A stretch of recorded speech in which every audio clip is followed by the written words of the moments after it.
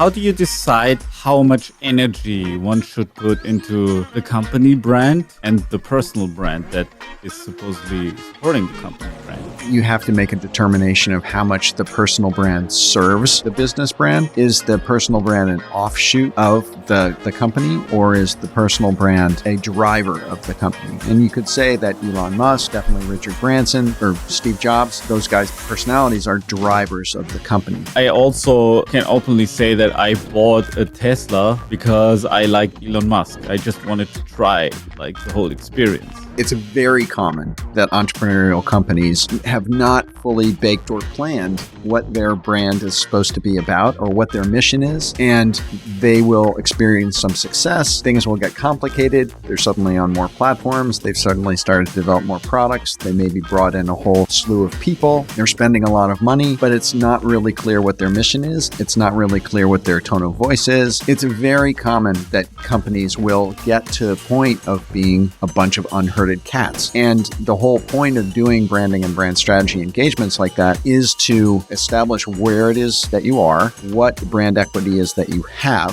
what the brand equity is that you really want to have, and if there's a difference between those two things, how do we get there? As a serial entrepreneur, I'm always trying to evolve. Having great conversations with other high performers is one of the best ways to grow, not only in business, but also in spirit, health, and relationships. This is Svencast. Listen, grow, repeat. So you mentioned all these tools and channels. You know, you have social media. You could do. You could create T-shirts. You could do all kinds of things. Let's assume I'm a small business owner. How do I approach this brand building thing? Like, what do I do first? And like, obviously, for example, T-shirts weren't something that we were dealing with. Like, we're 10 years old by now. So we obviously weren't even thinking about it when we were starting. But for starters, from your standpoint, what's important? Of course, it depends on your business. I mean, if you're a clothing brand, then you have to create nice clothes, of course. And that also is, representing your brand as well, of course. But let's assume like most people with Digistore are, for example, coaches and trainers and experts. For them, when they start thinking about branding, what's important and how should I approach that? Well, actually, while you're talking, Sven, something popped into my head, and that is I was looking at my camera feed and I realized that I have, the YouTube Silver Play Button award on my wall, right? Because I have a YouTube channel. I have over 100. When I hit 100,000 subscribers, they sent that to me. It's a little piece of, it's a plastic printed wall element with my name on it, and it probably cost them, $5 to produce. But people strive years and years and years of their lives to achieve something like that. And it means a lot to me because I know of the work that went into it, but it's just a little swag thing. It's a little achievement award that I got from YouTube. But it means so much to me, and it means so much to people who strive for it, right? And there's a platform that I use for selling my digital courses that when you reach a certain financial level, they send you this little pin, and it's just a little achievement award. And so that level of recognition and recognizing your customer and seeing them, making them feel authentic is what's really critical in establishing, that brand affinity, that brand love that you want to foster in your users. That's how you go about it. You have to make them feel seen. So anyway, so back to your other question. Can you repeat that? Because I kind of went off on a diatribe. So, okay, let's assume I'm a coach. I'm a small business owner. I sell ebooks, coachings, advice, online courses, stuff like that. I know branding is important somehow, and I want to take that into account when I make my plans of what to do next. How do I approach this topic? How do I even start thinking about it?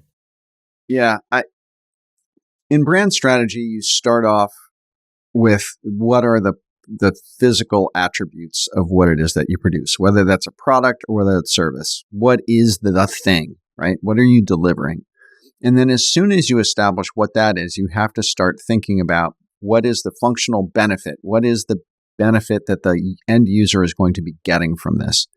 Those are the first kind of two stages of doing business. You have to figure out what your product or service is, what that value proposition, what that value is that you're delivering to your customer, and what we call in the industry, their need state. What do they need? What's that need that they have that needs to be fulfilled? As soon as you start fulfilling that need with your product or service with its functional benefits, you start thinking about what are the emotional benefits of that product or service. What are they getting out of it at an emotional level? Because as you build any company, or as you start thinking about building your brand or that brand affinity, you have to start thinking about what are the emotional what's the emotional benefits? What's the emotional resonance that you are starting to create in your customers?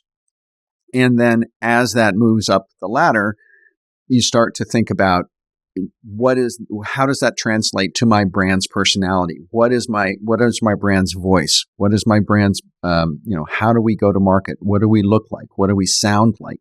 What do we act like? Those are the sorts of things that start to establish what your brand is.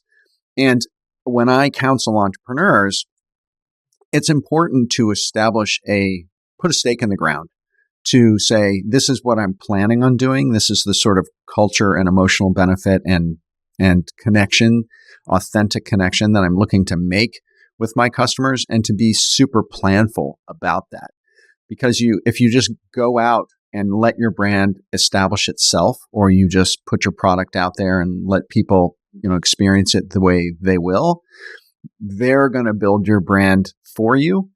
And you really want to have a little more influence on what you're intending to do than just letting the market determine who you are. Understood that, especially in the software industry where the idea of minimum viable product was birthed, is that you put a product out into the world and it's half baked. And as users use it and find out what they really like about it, or what the feature of it is that's the most important thing to them, you iterate and build and change and kind of craft it into the thing that's going to service them the best. But by the same token, when you go out of the gate, when you launch into the market, you have to have some sort of level of understanding and intent on what you want to deliver, even if you are opening it up to the market to help inform what you evolve into, essentially. Yeah, it's really important to get that intention right in the beginning. Like, for example, with us, it was, okay, we are basically enabling sales, online sales, and it has a sophisticated affiliate system. So we automatically write the invoices to the end customer. We distribute the money that goes to the affiliates and to the joint venture partners and whatever partner construction you have. So it's like an automation tool. It helps you scale basically, and it does a lot of, let's say, dirty work, because it's a lot of work to set up technical stuff, especially when you're a creative person, when you have like a whole other focus, for example, being a nutritional coach or a branding coach or a motivational coach or whatever. For these people, we make their lives easier. So we were like, okay, what color scheme should represent this thing? So we want people first and foremost to trust us and to let them know that we're reliable.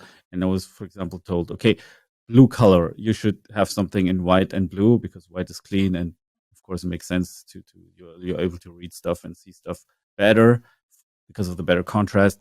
And we chose the color blue, for example, as like a company color for this type of project. And of course, it's a bit boring, because financial institutions also all use the color blue, and it's nothing new. But at the same time, there's a reason for it, and I think it only can be represented by the color blue, in my opinion. So this was like some of the things that we like had as like deliberations and thinking about this. However, but we're still very guilty about this software company approach where we just started whatever and then build it. And of course, our reputation kind of like if I define branding as reputation, our reputation kind of was shaped by the audience. We're really guilty of it, and I'm guilty of that. And then we sensed it, and then we like, okay, we want to change it a little bit. We want to give out a different feel and vibe. And then, yeah, then we adapted it. And then we, for example, we wanted to communicate, especially to potential employees, that now we are a technology company. We're not this affiliate marketplace. Yeah, it's one of the features, but we're really a technology company that helps society optimize itself and have an easier time to get into the digital age and stuff like this. So we wanted to be like a, a beneficial thing for society that helps like modernization and coming into the digital age. So this was kind of the feeling that we wanted to express, or we wanted other people to perceive us. So yeah, this, but still like then, but there came a lot of questions and a lot of like question marks, like for example, okay, there were products at our marketplace, and I'm sure there still are, but where we did not feel represented correctly by, like, those products on our marketplace. There's products that were just bad, and even though they weren't illegal, so one part of this whole branding thing was for us, okay, we probably have to get rid of them, right? So and this was one part, and of course the colors and everything. But yeah, and then also like the content we produce on, yeah, for example, platforms like YouTube or like we're doing right now, also like plays a role in this whole thing. And for me, it still feels like being this like I'm not from this subject, you know. I come from a different background. I was a dentist before, and then I turned entrepreneur, and I was like just busy with direct marketing, direct response marketing. And coming from that world, you really don't think about logos. You really don't think about showing your face. You really don't think about anything else than the sales copy, because the sales copy decides pretty much everything.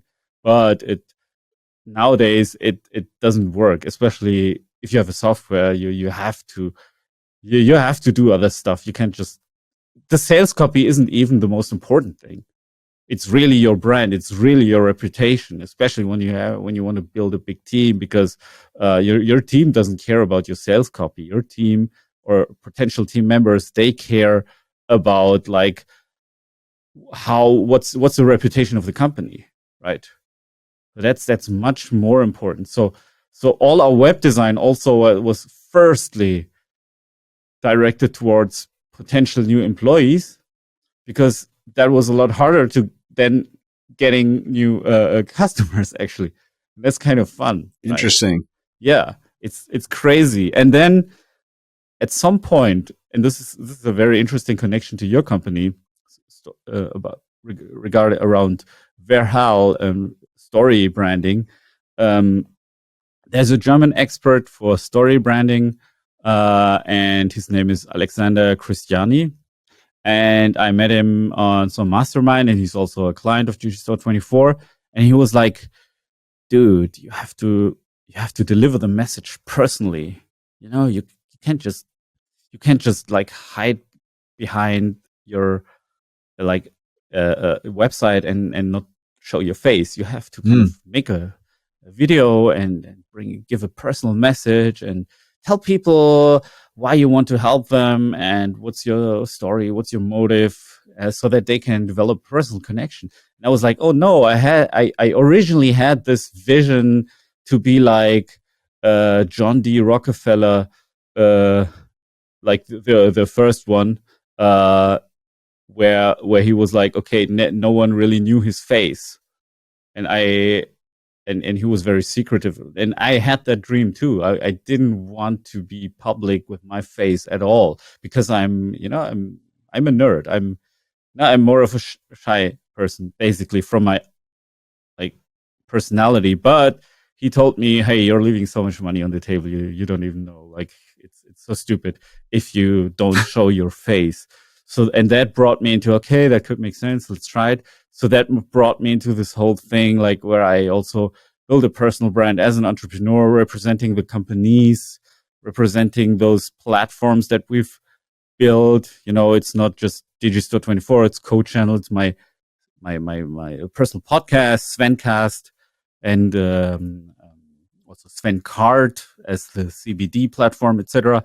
So that brought me to to a point of big and ever growing confusion about the brands and how they would relate to each other and how I should present them. For example, I have an Instagram account, and this Instagram account was kind of like, some people thought, oh, this guy's a DJ, and I was like, I looked at my Instagram and like, okay, well, that's not right. That's not right. Mm-hmm. So I took some pictures with wearing a suit, so that people don't perceive me as a DJ, because I'm not, even though I'm wearing headphones and have long hair, but still, I'm not a DJ. Didn't want to bring that across. Wasn't my intention. So, coming back to like my question, if for anyone who started like this, and a lot of coaches did, like they would just do what works, and then like a brand would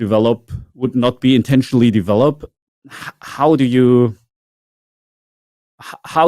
shape, from your perspective, or optimize? Like, is that even possible? Can you optimize something that has already been built as a brand? Probably it's a lot of work to change it. And how do you approach this, that you start, because that's my travel, my point, in the point where I'm at. Oh, I have this company. We have done a lot of good things, but a lot of bad things. Now I need to fix it. And where do I even start? What you're describing is a brand strategy consulting engagement, essentially. Yeah. Is because what you said a whole lot of things in there that I want to touch on, because there was a lot of great stuff that you were talking about, the topics that I think are important. One is that it's very common that entrepreneurial companies will have not fully baked or planned what their brand is supposed to be about or what their mission is, and they will experience some success. Things will get complicated. They're suddenly on more platforms. They've suddenly started to develop more products. They maybe brought in a whole slew of people. They're spending a lot of money, but it's not really clear what their mission is. It's not really clear what their tone of voice is. And you have essentially kind of thrown a bunch of cats onto the prairie, right? So you have to herd the cats, because everyone is running around doing their own thing, making up their own story about the company, telling their own story about what it is that you do. There's no real common purpose or messaging.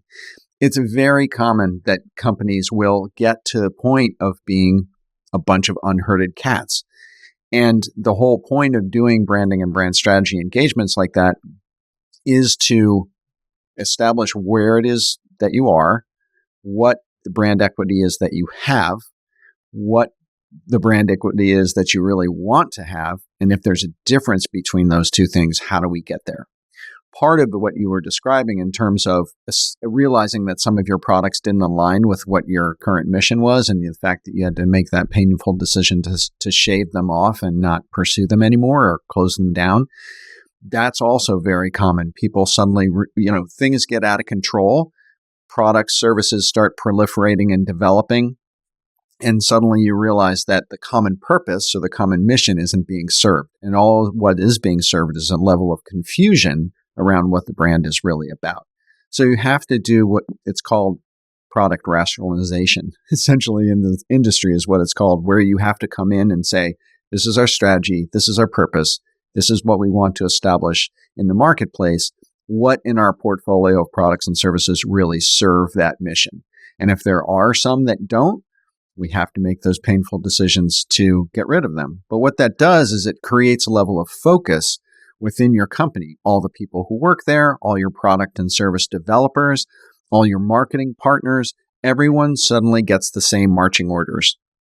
And that creates incredible economies of scale because now you have all of these people who are all marching to the same drummer and they are all working to the same purpose. They're not running around like cats doing their own thing. And so that's a very common engagement in terms of branding and consulting is when you go into a company and there is this level of chaos, both structurally and culturally in the company that you have to get your hands around and you have to get your head around. And there are a number of different processes and that you go through with companies in order to rationalize those products and establish the mission for the company, et cetera. So, and that's what I do. One of the things that you talked about that I thought was really important was when you were talking about, your friend recommending that you get your face out there, right? That you become visible as an owner of this company. And yes, Rockefeller was completely faceless. And the majority of people in the world hated Rockefeller because he was the penultimate giant megalomaniac rich guy who had no face and influenced all sorts of people's lives in a really bad way, right? And the trope of the faceless corporation and the power it has over people and markets, and not always to the benefit of workers or not always to the benefit of society, it's really easy to hate a faceless corporation. It's much harder to hate an individual. And when you bring the power of a personality, a founder personality, a Steve Jobs, Sergey Brin, and Mark Zuckerberg, whether you like him or not, Richard Branson, people who have become titans of industry, Elon Musk, who have attached their face, their brand, their personality, their ethos, their passion, their genius to their brand, it has propelled their brand farther forward and faster.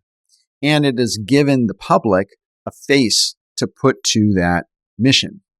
And that can be very, very effective.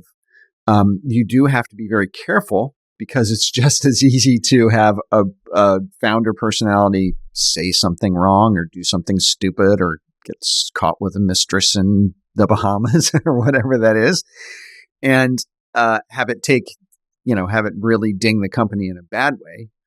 But people like having a face. People react well to having, a person, a human that they can relate to.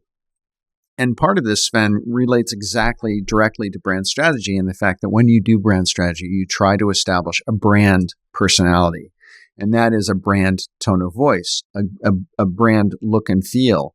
What are the human characteristics of a company, of a brand that a user, a consumer can relate to on a personal level, on a human level?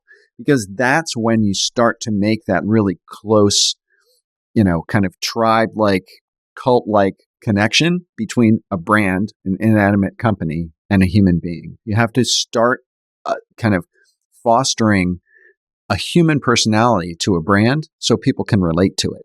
And that's essentially what you're doing by becoming visible as the owner, is you are establishing a real human, personality, vision, style to your brand, which makes it easier for people to relate to.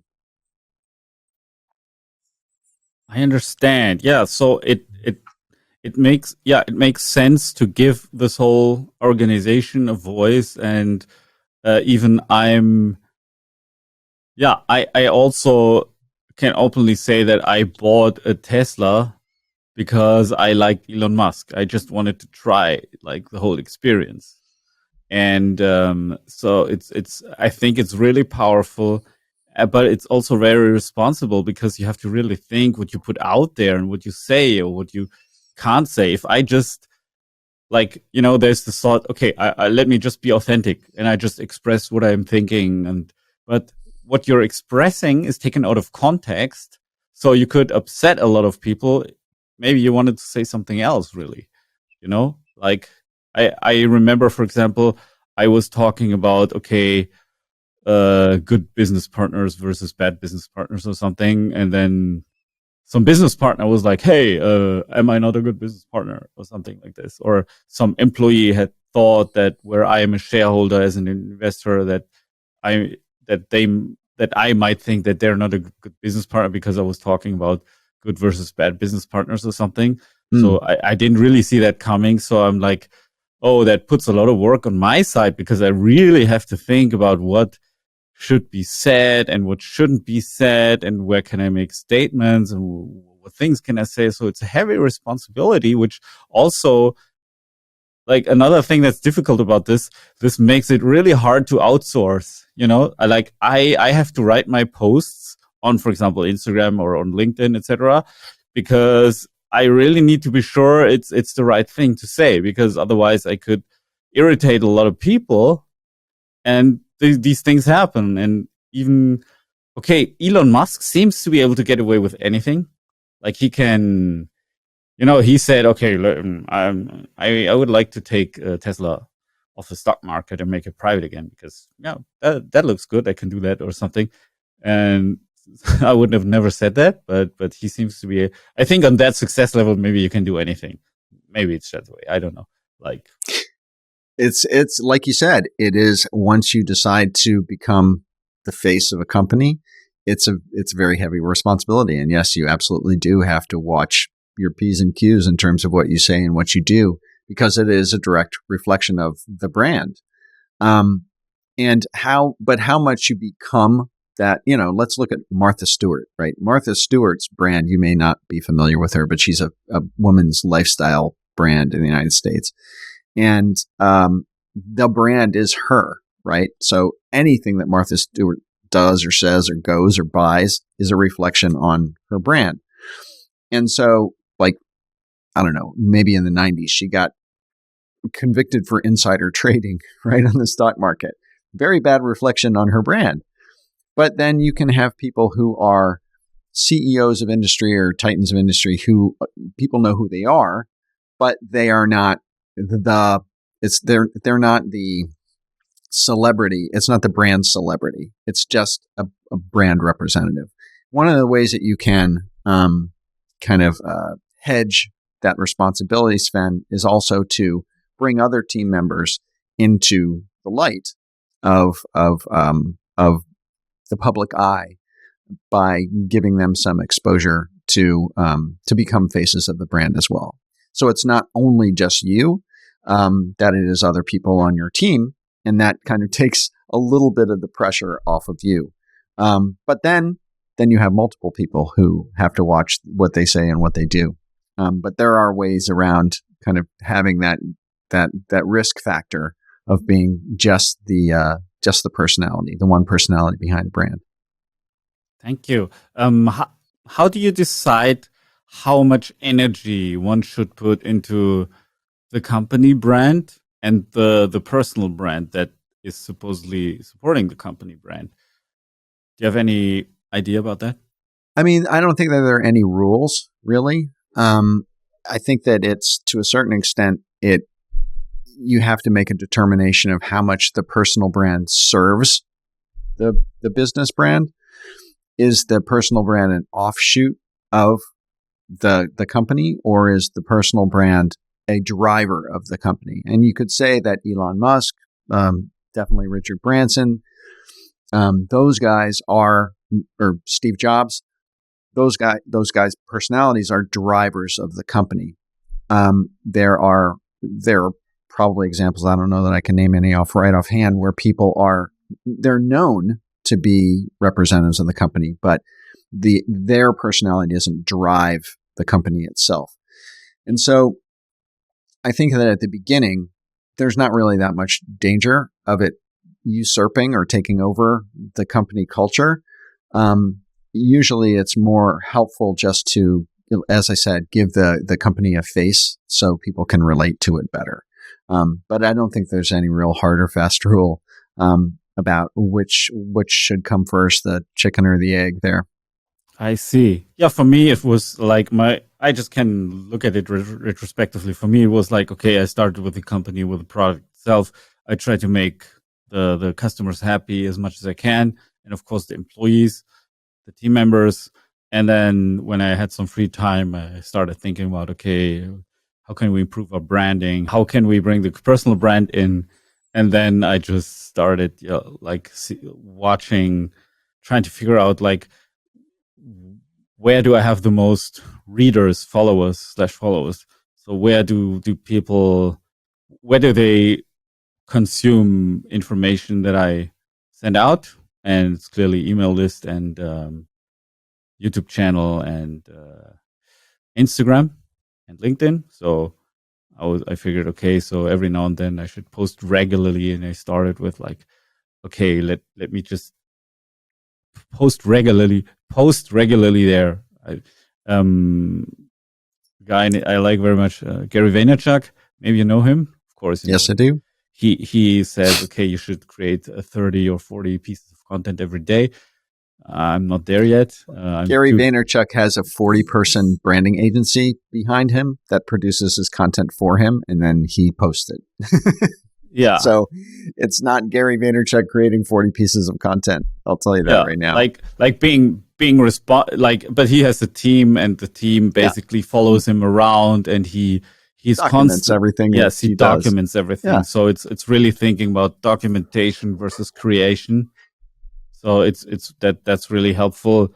I just for me, it was just not as easy because a lot of the work I do, like even if I would document it, is super boring. So I look into, for like an external camera. So I'm reading legal stuff, and and it takes hours, and I'm scribbling on my pen on some paper, and I do that for hours, and it's nothing exciting happening.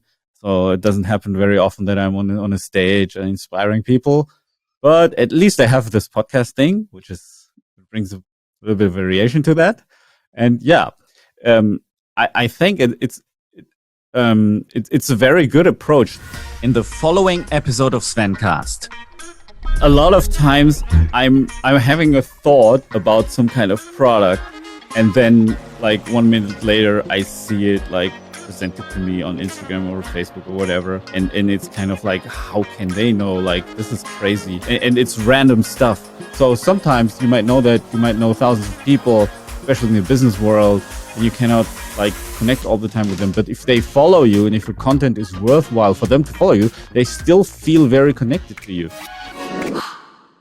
If you like this episode, please make sure to check out Philip's YouTube channel and his website. You'll find the links in the description below, and make sure to tune in to Svencast next time.